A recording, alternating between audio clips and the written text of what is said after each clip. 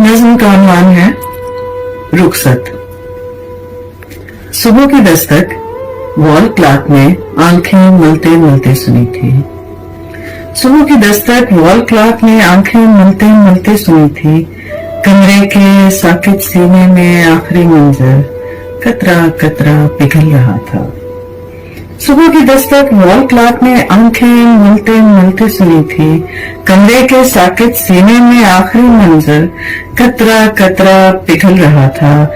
जलती हुई सांसों के साए दीवारों से लिपटे हुए थे। मेज की चिकनी सतह पे रखी दो आवाजें पिघल रही थी।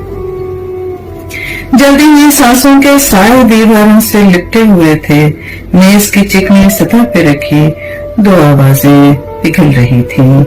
दो ख्वाबों की गीली तलछट खाली ग्लास में जमी हुई थी।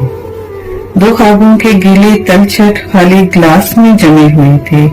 वक्त की गठरी से खिसकाए सारे लम्हे एक एक करके बीत चुके थे। वक्त की गठरी से खिसकाए सारे लम्हे एक एक करके बीत चुके थे। चुप थे दोनों, लेकिन फिर भी सादा सी खामोश नजर के पीछे कहीं है जान छुपा था। सीने की मध्यम लर्जिश में मानो कोई तूफान बपा था। रूह के अंदर जैसे कोई जाते लम्हे को जतनों से रोक रहा था। और फिर उसने रुखसत चाही।